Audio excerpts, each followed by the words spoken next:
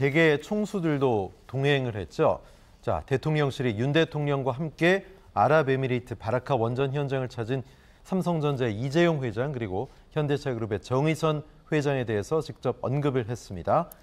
UAE 바라카 원전 현장에 삼성물산과 현대건설이 속한 그룹 총수가 온 건 추가 원전에 대한 의지를 강조한 것이다. 이렇게 얘기를 했는데요.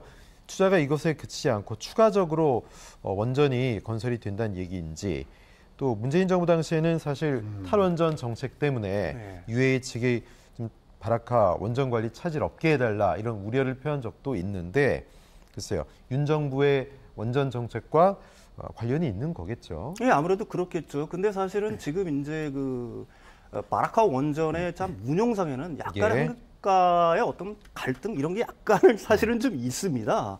사실 한국 수력 원자력 같은 경우가 이걸 갖다가 이제 그 실제로 이제 가동을 시작했을 때 그 운영이라든지 이런 유지 보수라든지 이런 걸 갖다가 맡게 돼 있는데 그 당시에 그 용역 계약한 금액하고 현재 이제 금액하고 현재 그 아랍에미레이트 쪽에서 우리한테 주는 금액하고는 약간의 갭이 있는 줄로 알고 있어요. 또 한 가지 문제는 사실은 한국 수약 원자력 당시에 가령 뭐 바라카 원전의 실제로 뭐 현장 소장이라든지 이런 분들 고위 이제 전문직들이 전부 다 그 UAE 쪽으로 넘어갔습니다. 한 4명 정도가 넘어간 줄 알고 있어요. 그러니까 한국의 그 원자력 그 계에 어떻게 보게 되면 전문 인력들이 인력 유출됐단 이탈하는 말이죠. 어떤 유출하는 문제들도 사실은 있거든요.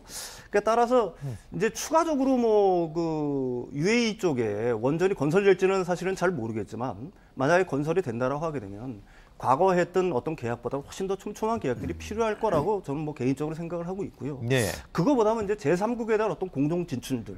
그러니까 UAE 쪽에서 바라는 거는 그 원자력 발전에 대한 어떤 원천 기술, 뭐 이런 것들을 갖다가 상당히 우리들한테 바라고 있는 건 아닌가 이런 생각도 해봅니다. 기술 그런 유출 우려도 좀 있는 거 아니겠어요? 당연히 그렇죠. 지금도 우리나라 같은 현재 사실 벌어지고 있는 일이고요. 거기 뭐 발전소장이라든지 거기에 그 실제로 공사를 책임졌던 분들 중에서 그 상당한 인력들이 그 UAE 쪽으로 넘어간 줄로 알고 있습니다. 그렇군요.